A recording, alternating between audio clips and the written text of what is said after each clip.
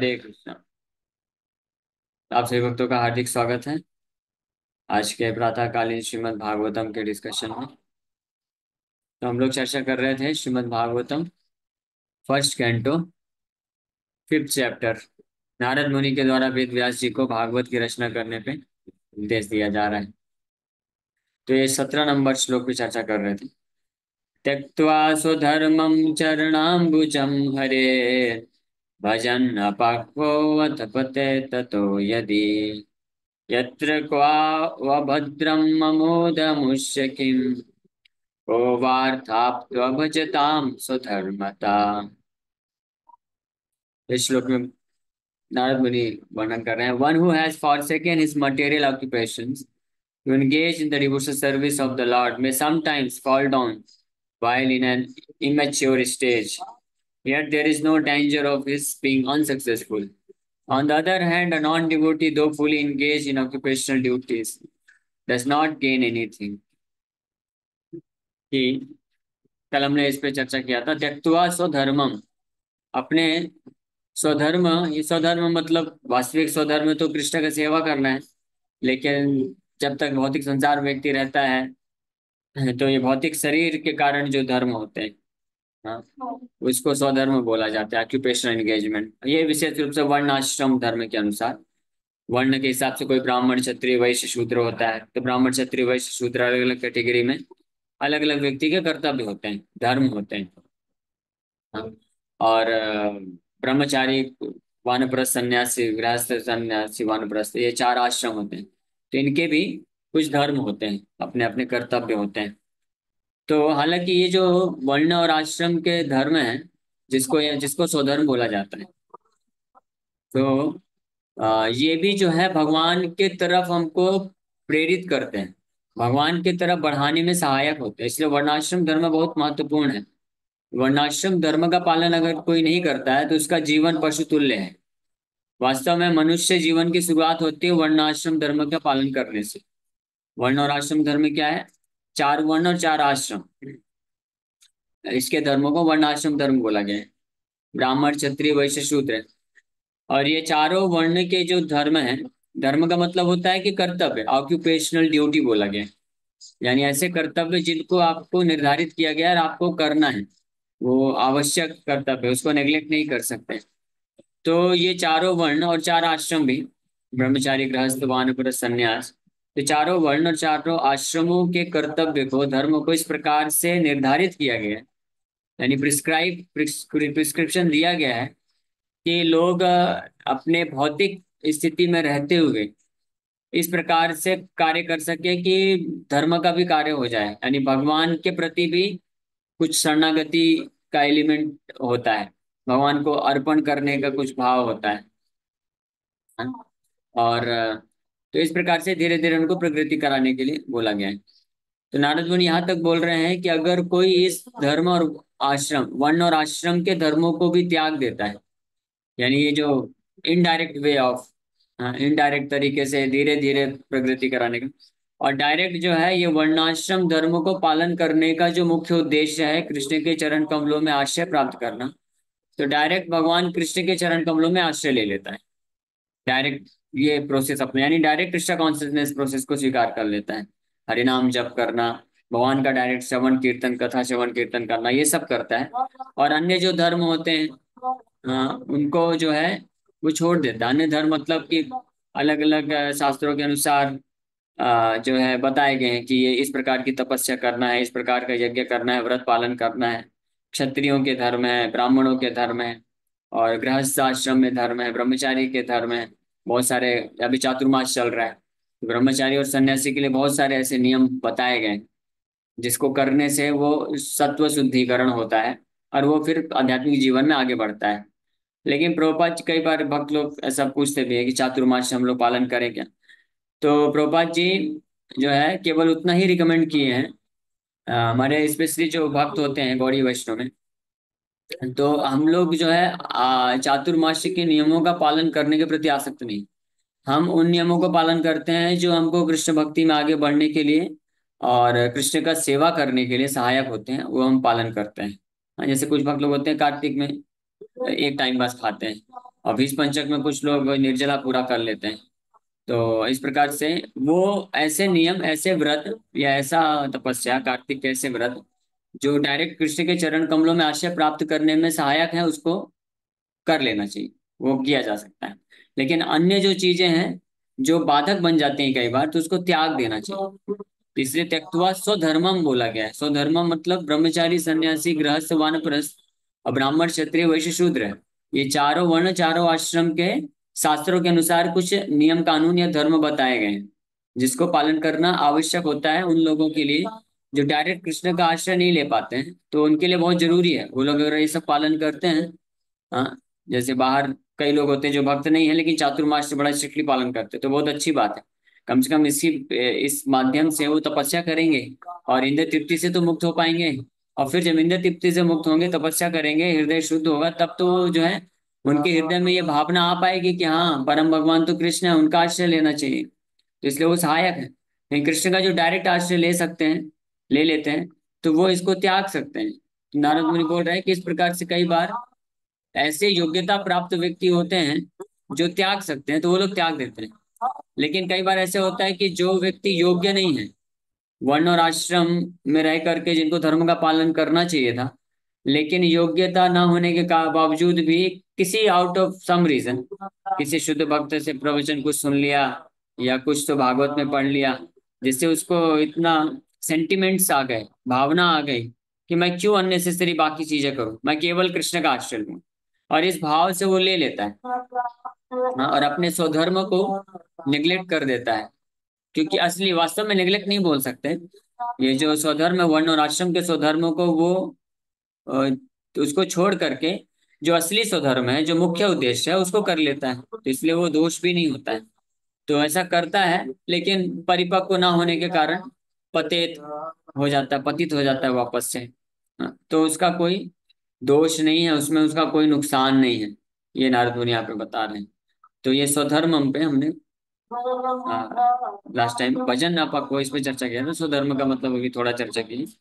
तो स्वधर्म को भी बोला गया है। तो यहाँ तक कि यानी कि तो जो पाप कर्म है उसको तो त्यागना ही चाहिए, उसका तो सवाल ही नहीं उठता कि उसको पालन करें।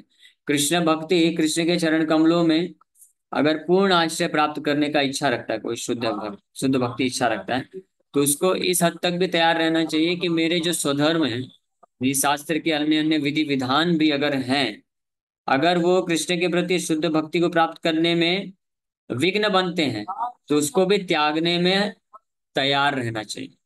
जैसे सिंपल सा उदाहरण है, सरल सा बात बताते हैं कि जैसे भगवान कृष्ण के शुद्ध भक्ति के मार्ग में सबसे महत्वपूर्ण अंग कौन सा है? श्रवण कीर्तन। उसमें भी तार मध्य सर्वश्रेष्ठ नाम संकीर्तन, निरपराध है नाम लैल पाए प्रेम धन।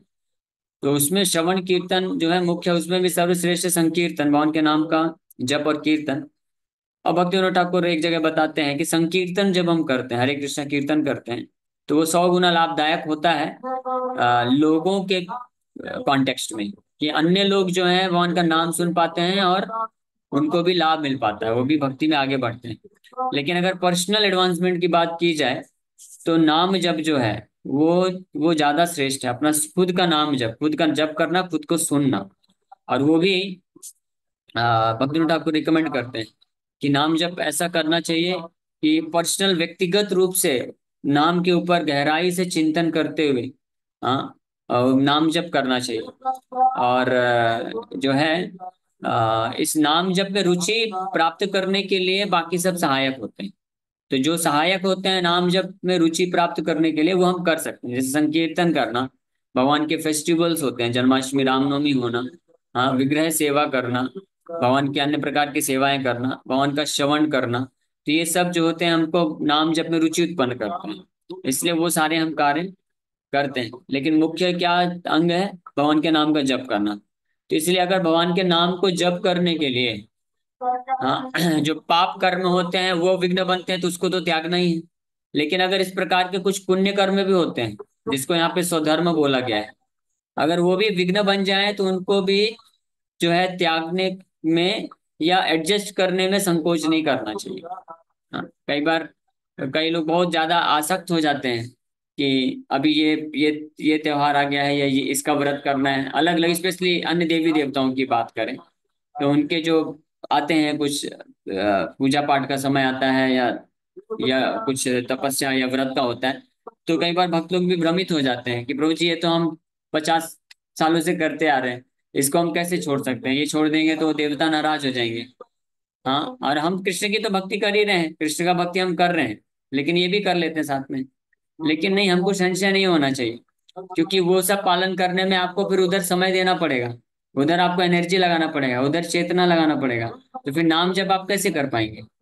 तो अगर किसी भक्त को पूर्ण रूप से दृढ़ निश्चय श्रद्धा उत्पन्न हो गई है, या नहीं भी हुई है, लेकिन अगर नहीं हुई है तो किसी भगवान के भक्त, शुद्ध भक्त पे विश्वास है, तो उन पे विश्वास करते हुए अगर हम कर देते हैं, हाँ, केवल कृष्ण का नाम जप करेंगे, बाकी सब भगवान देते हैं। तो इस प्रकार से अपने ये सब धर्मों को त्याग देता है कोई, तो कोई नुकसान नहीं है। नारद मुनि यहाँ पे स्पष्ट बता रहे हैं श्लोक में, तो ये हमको शिक्षा मिलती है। हाँ, ये सब आप ध्यान से सुनिए, बहुत महत्वपूर्ण है। स्पेशली ये हमने देखा है, खैर जो ब्रह्मचारी सन्यासी तो उनके लिए तो ये इतना विघ्न नहीं बनता, क्योंकि वो तो ऑलरेडी कृष्ण को पूर्ण रूप से डेडिकेट कर देते हैं। लेकिन स्पेशली जो गृहस्थ भक्त होते हैं, तो वो कई बार इसमें फंस जाते हैं स्वधर्म का पालन करने में, और कई बार नहीं भी ना चाहते हुए भी अपने सगे संबंधियों के प्रेशर में आकर के, समाज के प्रेशर में आके फंस जाते हैं। लेकिन अगर हमको पूर्ण श्रद्धा रहेगी तो हम नहीं फंसेंगे। हम क्लियर कट ये स्पष्ट अपने आप को भी कन्विंस कर सकते हैं, या अन्य लोगों को भी बता सकते हैं कि अब हम जो है कृष्ण के प्रति आसक्त हैं, कृष्ण का हम भजन पूजन करना चाहते हैं। हमको कोई ऐतराज नहीं, आप लोग करिए, लेकिन मैं भगवान का नाम का जप करूंगा। सिंपल सी बात, ऐसे प्रेम से हम बोल सकते हैं। या कभी ऐसी परिस्थिति है कि नहीं करना ही पड़ रहा है, तो बस नाम मात्र के लिए करना चाहिए, as a matter of formality, थोड़ा सा करके उतना करना चाहिए ताकि आप समय बचा सकें। हमेशा ध्यान रखिए कि हमारे पास समय बहुत कम है और हमारा टास्क बहुत बड़ा है, बहुत बड़ा प्रोजेक्ट है हमारे पास। हाँ, क्या प्रोजेक्ट है सबसे बड़ा हमारे पास, बहुत बड़ा टास्क क्या है? बताइए, आप में से बताइए, कोई बात चैट बॉक्स में लिख के भेजिए कि हमारे पास समय बहुत कम है, लेकिन हमारा जो कार्य है बहुत बड़ा कार्य है।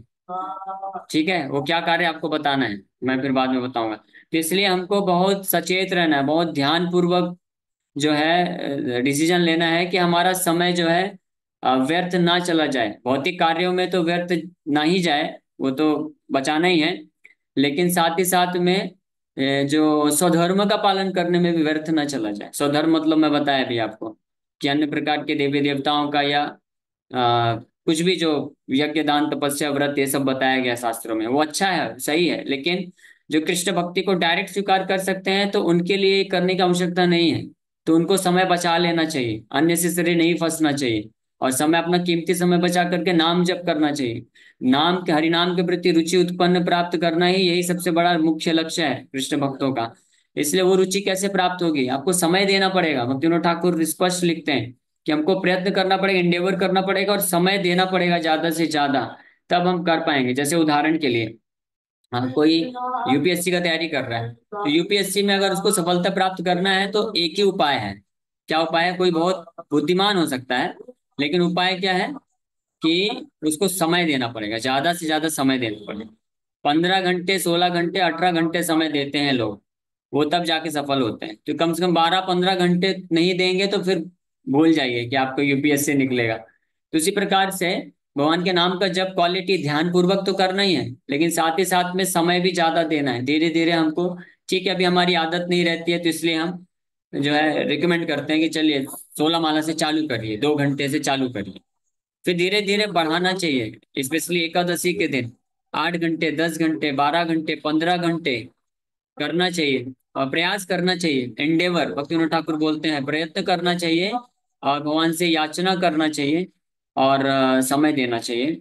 और यहाँ तक भक्तिविनोद ठाकुर बोलते हैं, अहर निशा, दिन और रात, constantly a devotee should endeavor for getting taste into the holy name. भगवान के नाम जप में, हरिनाम के प्रति रुचि उत्पन्न करने के लिए भक्त को, जो सीरियस भक्त है, जो वास्तविक रूप में सफलता प्राप्त करना चाहता है, उसको दिन और रात बराबर भगवान के नाम का स्मरण और जप करने में प्रयत्नशील रहना चाहिए। हाँ, तो ये एटलीस्ट हम लोग एकादशी से तो चालू करें। और रात को नहीं कर सकते, चलो ठीक है, रात को 4-5 घंटे, 6 घंटे विश्राम करना भी जरूरी है, तो वो भी हम नहीं मना कर रहे हैं, लेकिन कम से कम सुबह 3 बजे से 4 बजे से लग जाना चाहिए। और जितना भौतिक कार्य कम से कम करके, और यहाँ तक कि धार्मिक कार्य भी। भौतिक कार्य तो है ही है, स्वधर्म त्यक्त्वा स्वधर्मम। अपने जो जो छोटे मोटे जो धार्मिक कार्य भी होते हैं जिसमें हम फंस जाते हैं, घंटों घंटों व्यतीत हो जाता है, उसको भी मिनिमाइज कर देना चाहिए। किसी अन्य सदस्य को दीजिए ताकि वो लोग भी तो बढ़े। वो लोग देखिए कृष्ण का नाम जप नहीं कर सकते 24 घंटा बैठ के, तो आप उनको डेलीगेट करिए, यानी उनको लगा दीजिए कि हाँ चलो आप आज ये सब करो, मंदिर का मार्जन करना है, ये सब करना है, इतना सारा अरेंजमेंट करना है। हाँ, जो भी है मुझे इतना नहीं मालूम डिटेल, लेकिन कई लोग करते हैं, एकादशी में भी कुछ अलग अलग अपना नियम बना लेते हैं कि हमको ये करना ही है, या और भी अन्य चीजें आते रहती हैं अवसर, तो उसमें करते हैं। तो अन्य लोगों को भी मौका दीजिए, आप नाम जप करिए और समय बचाना चाहिए। तो ये महत्वपूर्ण चीज है। तो मैं बता रहा था हमारे पास बहुत बड़ा टास्क है। तो कई भक्तों ने उत्तर दिया है कि किस भक्तों ने दिया है, तो सही है, भगवत प्राप्ति है, कृष्ण की प्राप्ति है, कृष्ण प्रेम को प्राप्त करना है, नाम में रुचि लाना है, यही मुख्य उद्देश्य है। लेकिन इसके पहले जो प्रारंभिक चरण है, सबसे पहला स्टेप हमारा क्या है, वो हमको हमेशा ध्यान रखना चाहिए। हमारा सबसे पहला जो महत्वपूर्ण कार्य है कृष्ण प्राप्ति, कृष्ण प्रेम तो अल्टीमेट लक्ष्य है, लेकिन वो डायरेक्ट उधर जाने से पहले हम स्टेप बाय एक होता है, मिशन होता है, फिर एक विजन होता है, यानी एक लक्ष्य होता है, फिर उस लक्ष्य को प्राप्ति के लिए स्टेप बाय स्टेप क्या करना है, प्रैक्टिकल। तो वो है, तो महाप्रभु ने हमको प्रैक्टिकल दिया है। क्या, शिक्षा अष्टकम का पहला श्लोक, चेतो दर्पण मार्जनम। तो हमारे जीवन का भी सबसे पहला लक्ष्य है, सबसे पहला प्रोजेक्ट है कि चित्त रूपी दर्पण का मार्जन करना, सफाई करना। और सफाई कैसे होगा, जितनी मात्रा में हरिनाम जप करेंगे, जितना ध्यान पूर्वक, जितनी ज्यादा मात्रा में, उतनी मात्रा में ये जो हमारे चित्त में 200 किलोमीटर की मैल जमी हुई है ना, उसकी एक एक परत है, एक एक फाइल समझ लीजिए। तो एक एक फाइल जो है, गंदी फाइल, वो भगवान के एक एक नाम लेने से डिलीट होती है। हाँ, तो कम से कम ऐसा समझिए 100 करोड़ ऐसी फाइल जमी हुई है। तो एक एक नाम लेंगे तो एक एक फाइल डिलीट हो रही है। हालांकि भगवान के नाम में इतनी शक्ति है, एक नाम से सारी फाइल डिलीट हो सकती है, परमानेंट सिर्फ डिलीट हो जाएगी। लेकिन क्या होता है कि सिर्फ डिलीट करने में वो बोलता है आर यू श्योर। हाँ, तो हर कोई श्योर नहीं है ना, इतना गट्स नहीं है, यानी इतनी तीव्रता से, दृढ़ता से शुद्ध नाम नहीं ले पा रहे हम, इसलिए अभी हमारे लिए समय लगेगा। तो इसलिए हमको ज्यादा नाम करना है। तो कम से कम 100 करोड़ नाम का टारगेट रखिए, कि कम से कम एक जीवन में 100 करोड़ नाम हमको कंप्लीट करना है। अभी आप कैलकुलेट, मैं ऑलरेडी ये फिगर बताया था पहले, हालांकि ऐसा कोई शास्त्र में नहीं दिया है कि 100 करोड़ नाम करने दें। ये हमने आचार्यों को, मैं जैसा ऑब्जर्व किया उससे, शिला भक्ति सरस्वती ठाकुर जो है गौड़ी मठ स्थापित करने के पहले व्रत लिए थे सतकोटि नाम यज्ञ का। 100 करोड़ नाम जब पहले कंप्लीट किए, उसके बाद गौड़ी मठ स्थापना किए। तो और उसको करने में उनको 192 राउंड डेली करते थे, तो 9 साल 4-5 महीने लगे थे, यानी 9.5 साल, मोटा मोटा ले लीजिए, 9.5 साल में वो 100 करोड़ नाम जब कंप्लीट किए। उसके बाद फिर हरिदास ठाकुर 192 वाला जप करते थे। हाँ, तो इस प्रकार से प्रभुपाद जी भी बोले, एक बार प्रभुपाद जी से किसी भक्त ने पूछा कि how much time it takes to perfect our chanting, नाम जप, नाम में रुचि, सिद्ध नाम सिद्धि प्राप्त करने में कितना समय लगता है। तो प्रभुपाद जी विनम्रता पूर्वक बोले कि it took me 30 years to perfect my chanting, कि मेरे को 30 साल लगे। प्रभुपाद जी को ऐसा 30 साल नहीं लगा। प्रभुपाद जी तो जब गृहस्थ भी थे ना, तो कई बार जो है घंटों घंटों नाम जप करते थे, अद्वैताचार्य शांतिपुर में जाकर के अद्वैताचार्य के घर के पास बैठ के निरंतर नाम जप कर रहे हैं और अश्रुधारा बह रही है। तो प्रभुपाद जी ऑलरेडी परफेक्टेड है। नहीं, प्रभुपाद जी एक एग्जाम्पल के लिए बता रहे हैं कि at least it it took me 30 years, 30 साल लगभग लगा। और प्रभुपाद जी नाम जब कई बार, ऐसा है जब गृहस्थ थे और वानप्रस्थ आश्रम में 64 राउंड्स प्लस करते थे। और शुरू में जब दीक्षा हुआ था तो बहुत बिजनेस है ये सब था, 16 माला प्रभुपाद जी करते थे, अपना बताते भी हैं, 4-4 माला करके ऐसे। लेकिन उसके बाद धीरे धीरे प्रभुपाद जी ज्यादा भी करते थे। तो ऑन एन एवरेज 32 राउंड्स अगर लेते हैं तो फिर वही लगभग 100 करोड़ आता है। तो इस प्रकार से आप सब कैलकुलेट कर लीजिए। अगर आप डेली 16 माला करते हैं तो एक साल में आपका 1 करोड़ नाम होगा। तो 16 माला करने में 100 वर्ष लगेंगे 100 करोड़ नाम जप करने में। तो अब हमको कैलकुलेट करना चाहिए, हमारा एवरेज आयु 80 साल अगर मान लें, तो हमारे पास कितना शेष जीवन अपने आयु से माइनस कर लीजिए, उतना हमारे पास लाइफ बचा है। मान लीजिए कोई 50 साल का हो गया है भक्त, तो उसके पास मात्र 30 साल बचे हैं। तो अभी तीव्रता बढ़ा देनी चाहिए नाम जप करने के लिए, ठीक है। और दूसरा, कोई बोलेगा कि नहीं मैं तो 25 साल का ही हूँ, तो मेरे पास अभी बहुत समय है, 50 साल है। हाँ, तो 50 साल भी अगर समझेंगे तो 32 माला का डेली आएगा हिसाब, उतना करना चाहिए तो कम से कम। और फिर धीरे धीरे एकादशी में ज्यादा बढ़ाना चाहिए। और कई बार हम नाम जप करते हैं तो उतना ध्यान पूर्वक नहीं हो पाता है, तो ज्यादा ही करना चाहिए। और दूसरी बात, हमको केवल अपना उद्धार नहीं करना है कि हमारा ठीक है, हमारा एक जीवन में कंप्लीट हो गया तो बस। हमको हमको अपने हृदय का शुद्धिकरण इतना तीव्रता से करना चाहिए कि हम जल्दी हो जाए, ताकि हम बाद में अन्य लोगों को भी उद्धार कर सके। प्रभुपाद जी इस विषय में बताते हैं स्पष्ट, if you simply become pure devotees, then simply by coming in contact with you, or the whoever will come, they will also get delivered। कि अगर कोई शुद्ध भक्त बन जाता है तो शुद्ध भक्त में इतनी शक्ति होती है कि उसके कांटेक्ट में आने वाले लोग ही अपने आप भक्त बन जाते हैं। प्रभुपाद जी का कुछ दिन पहले मैं लेक्चर सुन रहा था कि अगर कोई शुद्ध भक्त है, तो उस शुद्ध भक्त का मात्र कोई सेवा कर देता है, उसका उच्चिष्ट प्राप्त कर लेता है, उसके चरणों की धूल प्राप्त कर लेता है, उसको बस कुछ सेवा अर्पण करके प्रसन्न कर देता है, तो उससे भी वो व्यक्ति कृष्ण के प्रति रति को प्राप्त कर सकता है। हाँ, बिना फिलॉसफी सुने। जैसे नारद मुनि का उदाहरण दिया प्रभुपाद जी कि नारद मुनि दासी पुत्र थे, छोटे बालक है, वो क्या इतना फिलॉसफी समझेंगे। भागवत गीता की फिलॉसफी तो बहुत हाई फिलॉसफी है। तो 5 साल 6 साल का बालक था, तो लेकिन वो शुद्ध भक्तों को, उनको सौभाग्य क्या मिल गया नारद मुनि को कि शुद्ध भक्तों का सेवा करने का मौका मिल गया। तो केवल उनका 4 महीने सेवा किए, और वो जब कीर्तन करते थे तो बैठ बैठ जाते थे, सुनते थे, कथा करते थे तो बैठ के सुनते थे। ये क्वालिफिकेशन था, भले नहीं समझते थे लेकिन सुनते थे बैठ के। और केवल इतना करने मात्र से क्या हो गया, वो खुद इतने महान शुद्ध भक्त बन गए।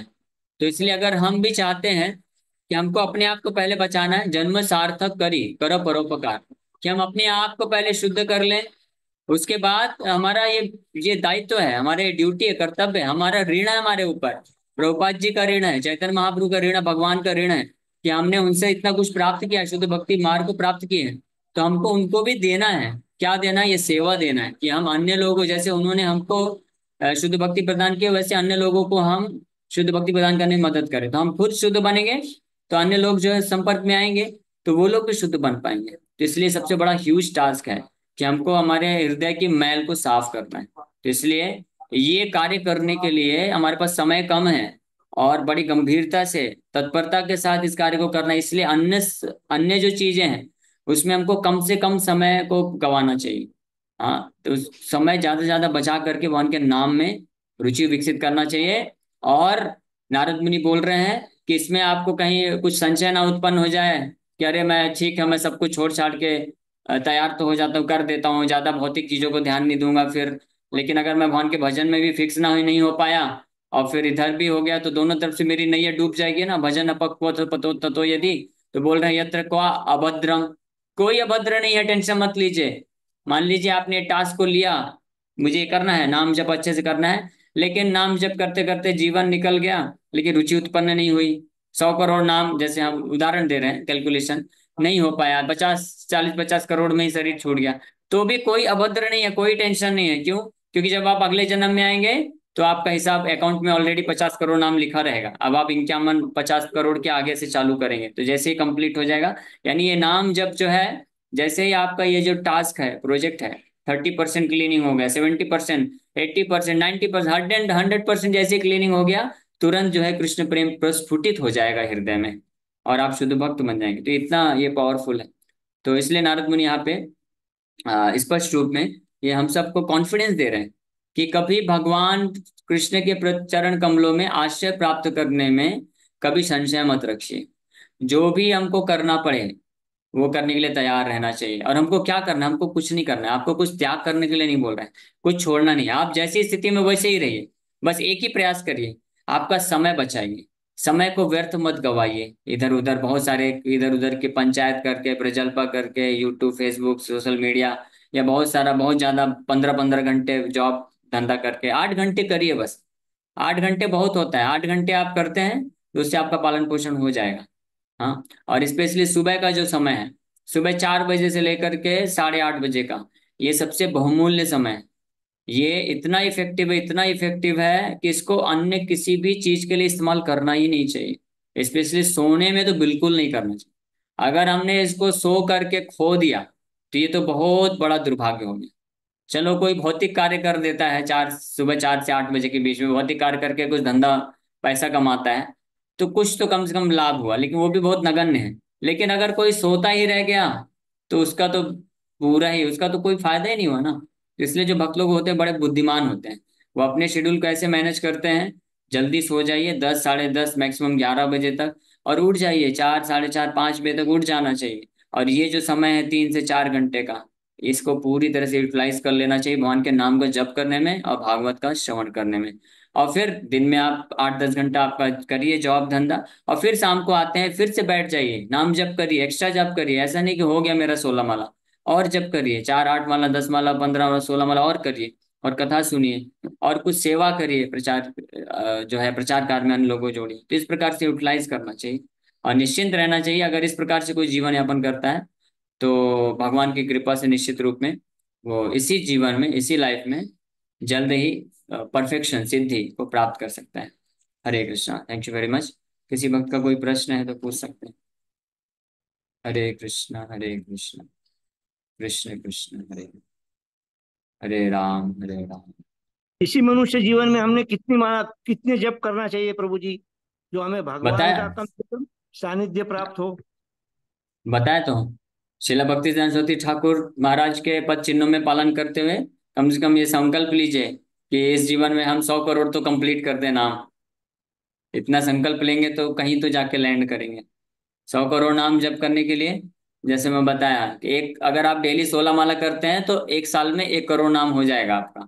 तब उस हिसाब से आप कैलकुलेट कर लीजिए कितना आपका आयु है और कितना शेष बचा है।